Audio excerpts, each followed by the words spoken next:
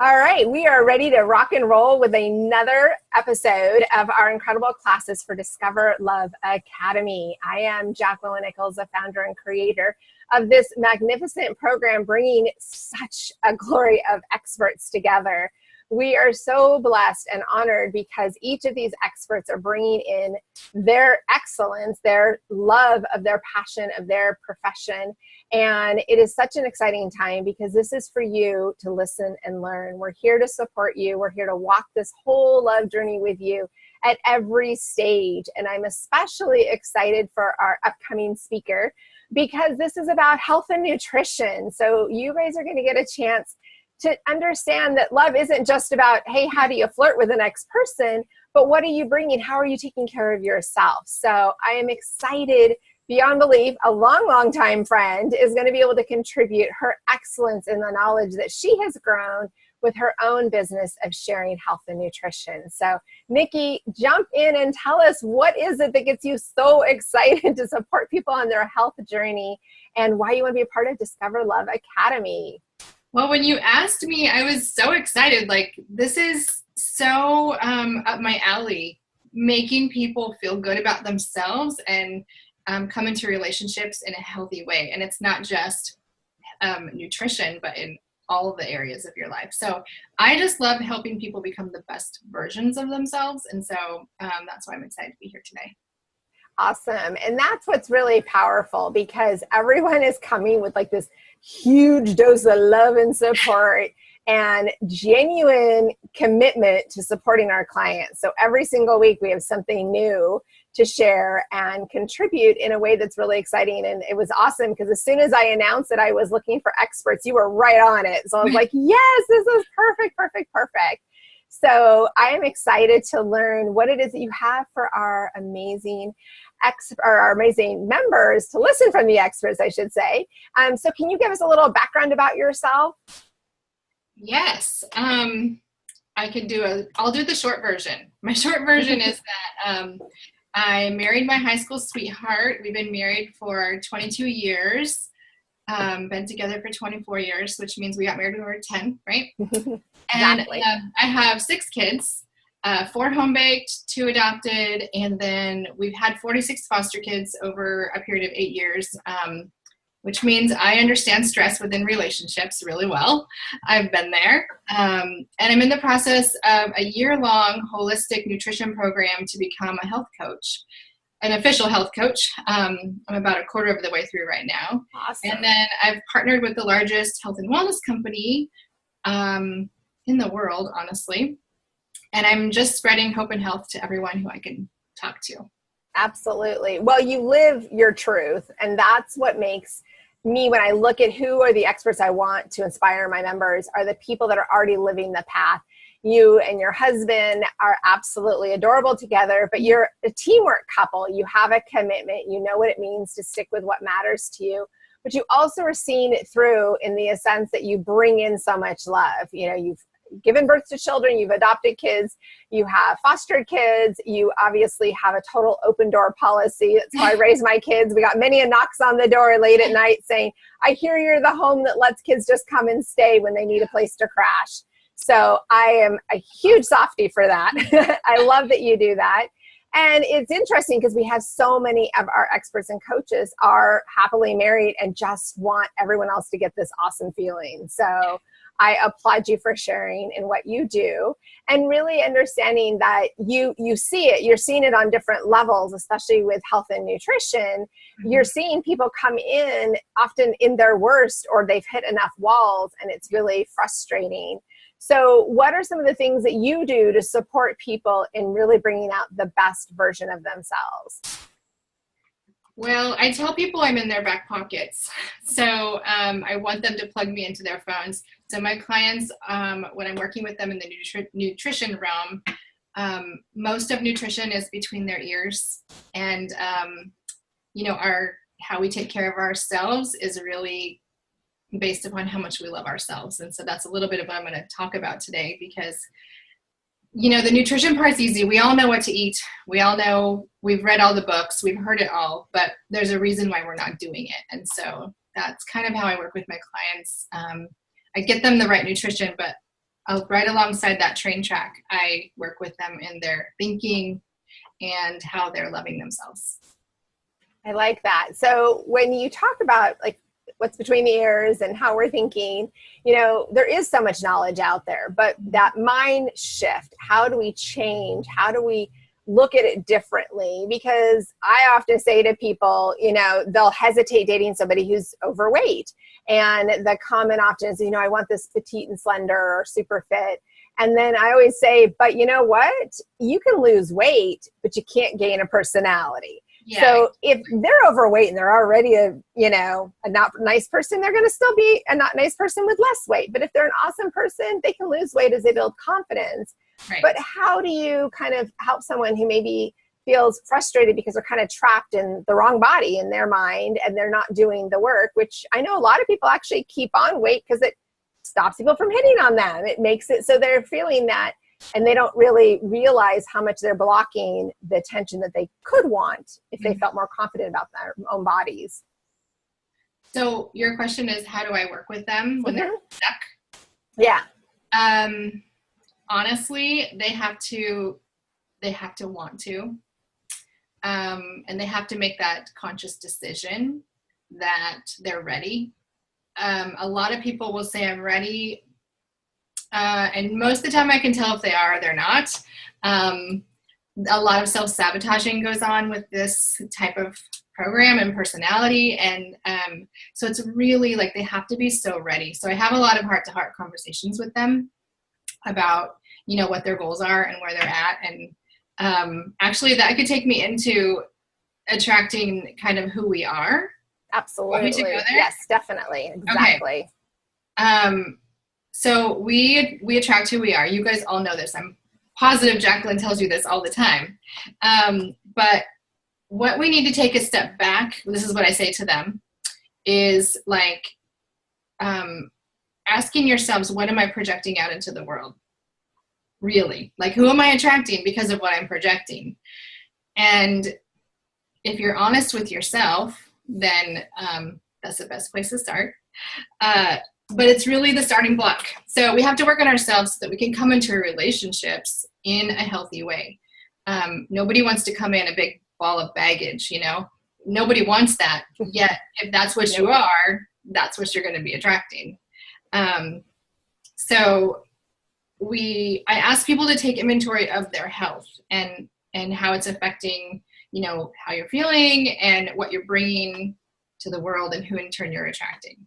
So in order to do that, you got to assess yourself and what your actual goals are. So what I would do with someone and what I would do with you who are watching this is say, take a second, like press pause and write this down, that without goals, you cannot score. And I don't mean just score, you know, in a sexual way or whatever. I mean, like in a very relational way, we want to score. And we want to score with ourselves by loving ourselves. So in the health arena, on a scale of 1 to 10, where would you rate yourself? And I want you to write this number down as well. 1 being, I'm freaking exhausted. I feel horrible. I don't like myself when I look in the mirror.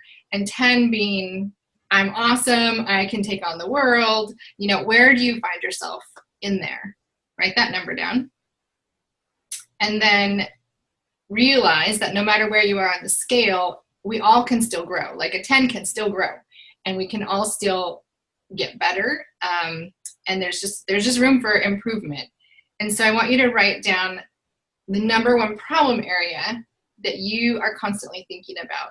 That is just that nagging problem, because we all have them. Trust me.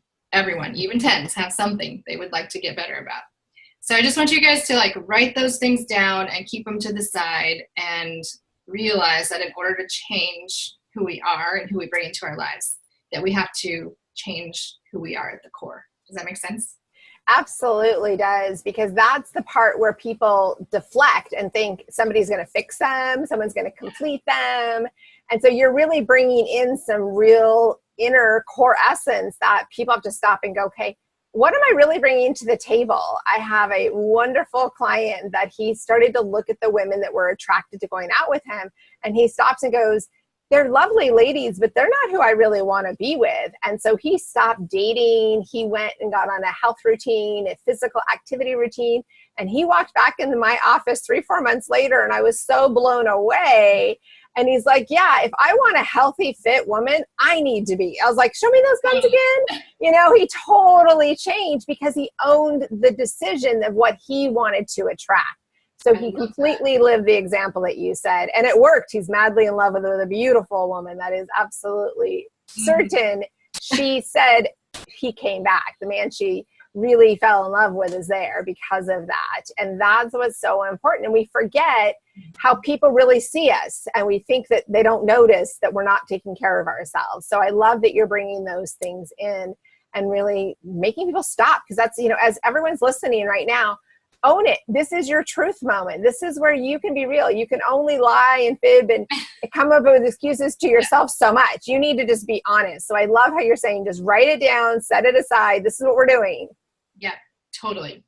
I love that example. It's so true. Okay. The second thing that I think is huge and super key is once you realize where you're at, realizing that you have to love yourself first. And so I want to talk about two different kinds of food. There's primary food, which is not food at all.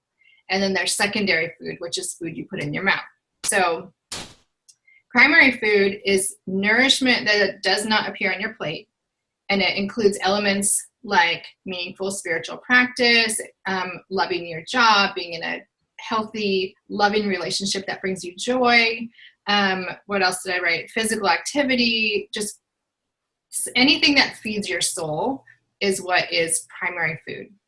And most of us don't pay very much attention to our primary food, and then we wonder why we're a big fat mess. And so you can eat all the kale in the world, but if you're not getting primary food, it's not going to help you. I love that you say that, because it's so true. People just think, oh, if I do one thing, I don't have to do the other. No, it's about the balance. Mm-hmm. But I love how you're calling it, you know, it's your primary. It's what is feeding your soul, what is speaking to you, what is your truth. Yeah. There's a study that's done. I listened to this doctor. She worked down in California near San Francisco, a little bit north, and I can't remember the name of it. But she said it was the healthiest, non-healthiest place she's ever worked. Like, everyone carries yoga mats. Everyone is drinking green juice. Everyone is eating healthy and buying organic, and everyone is so sick because their primary food is not being taken care of. Because for them, like, that wasn't their primary food. For them, it was like mostly relationships. Their relationships were a mess. Their stress levels were so high. And when stress wreaks havoc in your body, food does not even, you know, like, you've got to take care of those things first. So we can't search for a relationship to fill this part of us up. This primary food doesn't come from somebody else. It comes from within. Like, no man or woman is ever going to fully complete us, right? Like, as much as I love my husband, he's not perfect, and nor am I, and I can't fill that place for him. And so if we can just come into relationships realizing that they're not the one that's going to do that for you, and that you have to do it yourself, you're already so ahead of the game. Because that's where a lot of relationships fail, is they think that, you know, they're going to solve their problems for them. I'm so glad you're bringing this up, because this is where people hit that crossroad of, why am I single? Why am I stuck? And often they sabotage relationships because they're looking for that other person. I've noticed that in all my years as a professional matchmaker, women have often said to me, I'll lose the weight and I'll get more active once I find love, because we're going to want to exercise together. Where the men will say to me, I want to get in shape before I look for her, and I want to be the best version of myself before. And it's interesting that men and women actually, majority of the time, have come with those different perspectives. And that's where I love how you're bringing it in, saying, you know, you've got to fill up you and own you before you can make room for somebody else, because that's the big change. Mm-hmm. That's interesting. Yeah, realizing that anything worth having is going to be really hard. That's not wearing rose-colored glasses. That's just right. it's not being negative. It's just being real. With where we're going to be. And so the key is love yourself first. And sometimes there's a lot of people that are like, well, loving myself is selfish. They have this mentality that it's selfish. And I think that not loving yourself is selfish. Because you cannot give from an empty cup. You cannot. Like the top 3 categories of people that I work with are moms, nurses, and teachers. Those are the 3 top that do not take care of themselves because they're taking care of everybody else. Mm-hmm. And so just don't be the martyr. Like nobody needs a martyr in their life. We just need healthy people who can fill their own cups so that they can give out to other people. And that's what you do in a relationship. Exactly. And it's really important that you're actually bringing in the fact of the type of people that, almost think that, yes, you're going to get a kudos, hopefully, for all the sacrifices, but actually it's selfish to be selfish. And it is so important. I'm so glad you brought that up because I've told people that and they're kind of like, what do you mean? And I'm like, yeah, if you're not caring for yourself, you're not going to be here. You're going to give too much. I always say my poor mother, she gave and gave and gave and gave to our incredible family, but she passed at a young age from breast cancer. She did not know how to take care of herself. And that's been a huge mission of mine, is to get people to realize that it is worth it to take this time to get your health, get your mind, your body, your spirit in alignment in order to be the best version of yourself, to attract the relationship, but also to love yourself enough that you do live the long and healthy life that you so desire. Totally. Yes. The other thing I want you guys to write down, who are watching, is that our ability to love others is based upon our ability to love ourselves. So however much you love yourself is how others are going to be able to love you. It's huge. I just totally just, meditate on that for a little bit and let it sink in. And, do you love yourself? I talk about this with my kids. I have teenagers that, once girls hit about 13, they start talking about the fat on their legs and they don't like their face and like their nose is too big and all these things. And I'm constantly, talking about self-love. Like, God made you perfect. You are amazing. You're beautiful. And so on my bathroom mirror, in my kids' bathroom mirror, you will see positive affirmations that they wrote about themselves. And just so they can see it in front of them. And if that is what I think everyone should do, is have some kind of positive affirmation about loving yourself. And it's not weird and it's not bad. It's good to love yourself. And I start with them when they're toddlers. So when we tuck my babies in, they repeat after me, I am strong, I am brave. Like, we do this thing at night so that it's ingrained into them. And it's still hard at 13, but Exactly. Affirmations are powerful and they're really important because it's that subconscious message, and actually caring enough to say it. In the beginning, it's hard to say it, and you start owning them and they start becoming a part of who you are. Mm-hmm. And it's amazing how it shifts. I even started a new routine of just listening to motivational videos in the morning. And what a shift in perspective that does. Is positive and uplifting as I am already, it's amazing how much more you can get. And that's the thing that's so important. And I love that you also teach, as I know some of our other experts do, to put the message on the mirror for the morning and when you go to bed. Those are huge. So what are some of the other affirmations that you guys tape up on the wall? I think that these are big ones. So everybody listening, write down these that you can get ideas. Well, I think that I would have so for me, I do things that are business related. So, but I think if you are searching for a relationship, then I would say things like, I attract the most loving people into my life, or my personality is hilarious, or whatever your gifts are. I mean, just totally put it out there, and that's what you're going to get. I'm trying to, I don't have anything off the cuff for like relationships. Most of ours just are life in general, like what you guys do, your positive words about life, because the more positive and optimistic you are, it's going to ripple to everything you dream about. Yes, because your subconscious does not know what is true and not true. So the other thing you can do, this is not in my notes, but, listening to Baroque music So if you record yourself, I have recorded myself on the voice memo on my phone saying my affirmations and talking about how it feels to be in an amazing relationship for you guys, how it feels to have the perfect spouse or partner, how it feels, a lot of feeling. Write it all out, read it into your voice memo. So it's your own voice with Baroque music in the background, and the science around Baroque music is crazy, and it causes your brain to really relax and go into more of a dreamy state. Mm-hmm. And then you believe it. That's awesome. So yes. Baroque music. I don't know. So like Handel, Vivaldi. Okay. You know, you can just look up Baroque on YouTube and you can find all kinds of things. And the science, the articles are amazing. That's awesome. I love hearing that. Thank you. That's powerful. Like, write that down, everybody listening right now, and be like, hold on, got to get this in the memo. And really learning that even though it seems corny and odd and bizarre and doesn't work, it really does. So I love for you to affirm the power of affirmations again. Totally. So how about we talk about, like, what does self-care look like?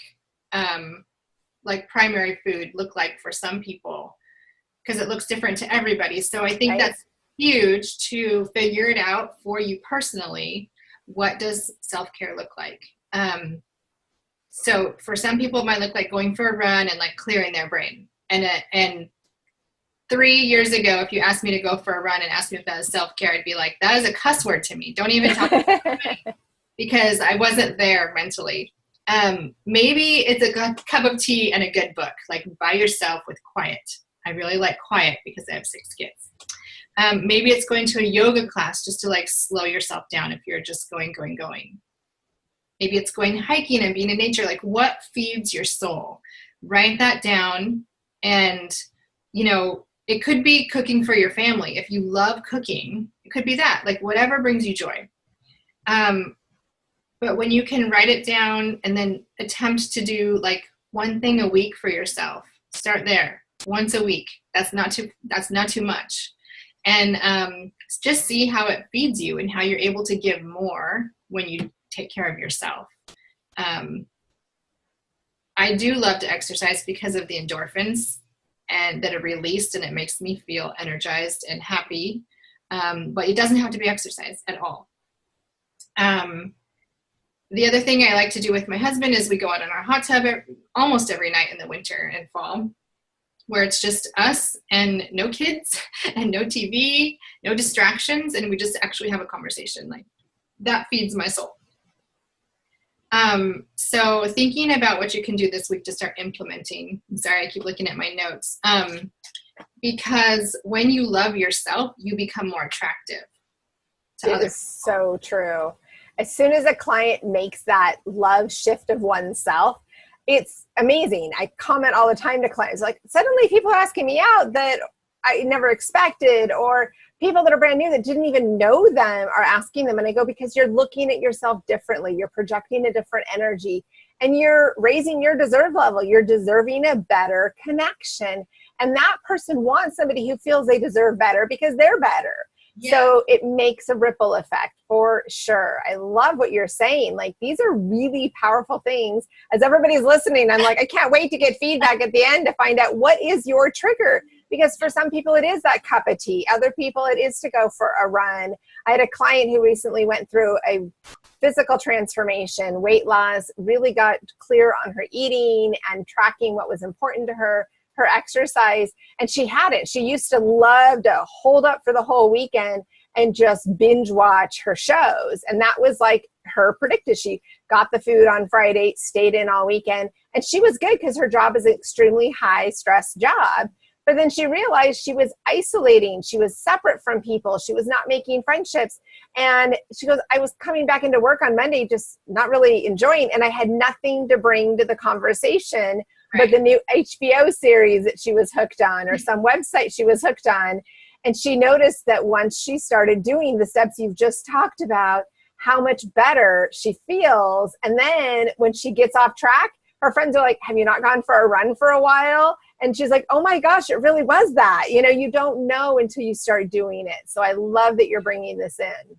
And even so, you become more attractive, but you also become more interesting. So the more things that you do and have fun in just loving yourself, you become more interesting to other people, because like you said, you're not just sitting in front of the TV waiting for someone to call. Yeah. You have something going on. Exactly. And that's actually a very important thing, because people often say, what do we talk about? What's the conversation? And like, if you're living life, you actually have some cool things to talk about. But if you have nothing going on, you have nothing to contribute. So sometimes you got to go do this stuff just to have stories to talk about. And there's always possibilities. So thank you for reminding everybody's listening, like, go do something. Send us a feedback of what you did. Yeah, have fun. Oh my goodness. Okay, let's talk about the mind just a little bit. I mean, we've been talking about the mind, but even more, the fact that your brain is a muscle and not an organ means that we can change what we believe about ourselves and how we feel about ourselves through all the affirmations and things that we were talking about. Like, some people feel a little like it could never happen. I can't ever, whatever, fill in the blank. But your brain is a muscle, and you can. There's a book called I'm going to look it up right now. The Biology of Belief.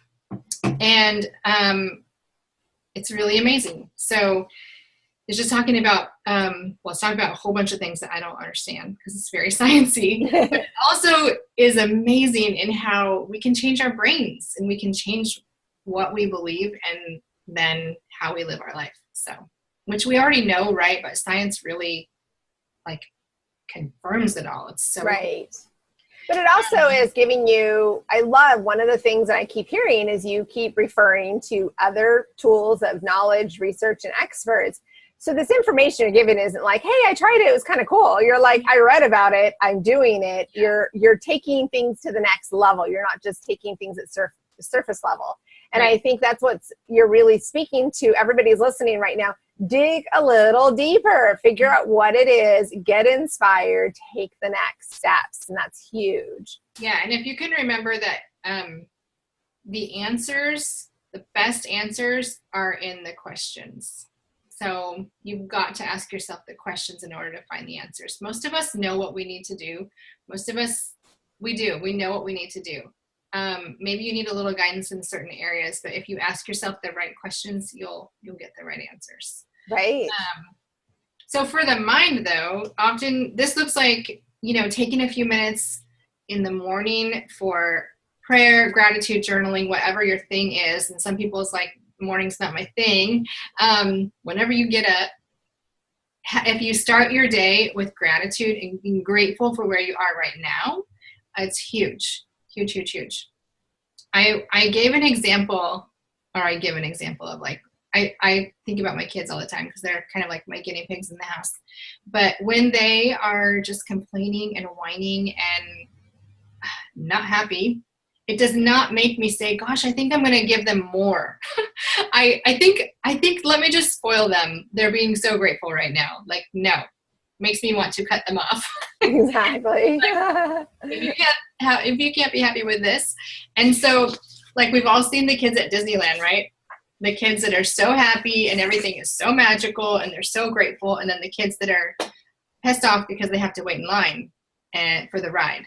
Like, they're in the same magical place and they're having two different experiences. And I think that we can have that in our relationships. We can be pissed off because we don't have someone right now and we've been waiting for a really long time, or we can be grateful that we aren't settling for just anyone, but we know that the right person is coming. And like, it's just a place that you can choose to be. Does that make sense? The mind is so powerful. I like how you like visually, like immediately, as soon as you describe Disneyland and that snotty little kid that it's never good enough, and the other one that's like, oh my God, this is amazing. Mm-hmm. It is true. It's a magical place, but you can also not be able to see it or witness that. Yeah. So how many people, like I always say when people come back after a date and I get feedback, many times I'm like, were you guys on the same date? because they had such a different interpretation of the time, because they weren't engaged with that actual person. They were just focused on what's in it for me. So the one who's not enjoying it is doing the what's in it for me. And the one who is enjoying it is the one that's like, oh my gosh, I learned so much new. That was so much fun. I tried something new. We laughed about this. I heard that story. It's so powerful, the ability in the exact same location to make different decisions. So something else you guys should write down is this quote that what we focus on, we find. So when you're coming into a date or a relationship, what you're focusing on is what you're going to find. Mm-hmm. I mean, that's all there is to it. So asking yourself, what am I focusing on? Am I focusing on the fact that he might not like me? Then that's probably what you're going to find. Mm-hmm. Am I focusing on the fact that this is going amazing? You know, like what are you focusing on? I like that, because how many times do people go and get ready for a day to go, well, it's probably not going to work again. At least I'm trying. Well, guess what? It ain't going to work, because you've already failed it. You've already tanked it in the kebab because it ain't going to work. And it's like, no, actually, this could have been your person, but they didn't feel your mojo because you didn't show up for it to be successful. So I really appreciate you putting that reminder. So everybody listening, change what you're thinking about if you want different results. It seems simple, but it does take the power to be in the driver's seat of your thoughts. And it starts with gratitude. Gratitude is everything. Everything is gratitude. I love that. We should bring this back to, you know, who we are is who we attract. So my question for you, do you love yourself? Do you love everything about you? And if not, let's get to work on that. Like, let's just get to work. So what I do is I help people become the best versions of themselves. That looks different for everybody, completely different. It doesn't mean you have to look any certain way or be a certain size. It's just, who are you supposed to be? And I just help people come alongside people who set goals back in January and tried them for like a couple days and failed. I help people actually reach their goals. So that's what I love to do. And I'm not going to do it here. I have a ton of things I could share with you, but our time is almost up. And but I would love to sit down and have coffee with any of you who are, I think, is everyone local in the Portland area? No, it's all over. Okay. So yes. So if we're in the Portland area, I would love to do that, or I could totally do a Zoom with you as well, and just help you figure that out for you. I'm not a doctor. I don't prescribe anything. I don't want you guys to think that, but I can kind of ask the right questions to see where you guys want to go. Exactly. So do you want me to go into anything else? Or? Yeah, actually, yep. We just have a couple more minutes. So I was just going to ask you, you know, what are some of the things that when you talk about people wanting to make changes, the changes they desire, you know, whether they're, yes, we talk, you know, we think of weight loss, but it's, you know, getting the mind, body, spirit in alignment. So as we wrap this all up and just give a few more minutes of information, what is it that you feel that people just need to kind of that take away, that piece that, okay, what are my first calls of action to get better? Some tips for maybe reducing stress or tiredness or sleeping better, just getting a better focus so you can, because sometimes it's hard to understand how to get from here to there, even though, yes, you want to, you think you're ready to do the work. But what are some of those initial steps as you're, you know, as people are independently doing this till they're able to reach out and have one-on-one time with you? Yeah, baby steps. Do not set yourself up for failure and say, great, yeah, do this, you know, and it's crazy. Like, just baby steps. So let's take, for example, sleep. If you're not sleeping enough or you're not sleeping well, something super easy to get your hands on is melatonin. And I would definitely suggest a sublingual spray because it just gets absorbed into your body much quicker that way. And it's over the counter for everybody, melatonin. But I would also suggest going to bed earlier. And I don't mean like, so everyone should be getting 7 to 8 hours of sleep. And I know that most everyone is not. But if you could just give yourself 30 minutes extra, like 30 minutes tonight, try to go to bed 30 minutes earlier and see what it does for you and how you feel. And try to get to at least 7 hours of sleep a night, because you are so much more productive. You think you're getting all these things done, but you're really not being as productive as you could be if you had more sleep. So there's sleep. Okay, how about, also for sleep, If you want to sleep better, just exercise a little bit. If you could exercise even 30 minutes, go on a fast walk, it will help your body to sleep better at night. So that's besides weight loss, that's enough. That's just to sleep better and get your body moving. Stress is huge for everybody.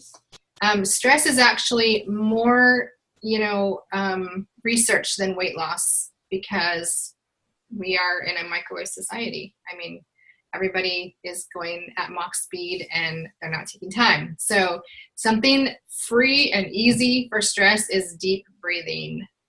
So that is literally like breathing in through your nose as much as you can, like fill up your whole stomach area and lungs. Breathe in, hold it for 4 seconds, and then breathe out through your mouth. Everything you can squeeze out, and do that 4 times in a row, 4 to 6 times. Right when you wake up, before you get going and before your mind gets crazy, and then right when you go to bed, it will totally slow your heart rate and lower your blood pressure. Just breathing alone, the science of this is crazy in lowering your chances of getting a heart attack. And that's free. That's awesome. Those are all so important, and they're so doable, and they're so like, do it now today. I love that. So as everybody listening right now, figure out a few things are going to change. And I really appreciate you bring in, do the baby steps, because I think that's our biggest thing. We're like, hey, that whole January New Year mentality of, oh, I'm going to lose X amount and I'm going to be in this, perfect body and everything. Well, life happens. But if you could give those little steps, then you can reward yourself more, process through it all versus a reward that you're never going to get because it's so unrealistic. It's so far-fetched. So I really, really appreciate and applaud you for bringing that in, because we need to take those steps. We need to know what's next. So those are huge, and they will make a difference. And it is amazing how just a little extra walk, like I take a night walk. It's one of the things I love about having a dog. I got to go walk 3 times a day. It makes me do it where I know I wouldn't be as disciplined if it wasn't for the fact that somebody's got to go potty. Sometimes we have to put ourselves in situations so we can do that. And it's what your body needs. And it is going to make a difference. So those are huge, huge, important steps. And I do want to leave you guys with this. I'm sure you've heard, like, September is the new January. Don't wait for January to start implementing whatever you want to implement.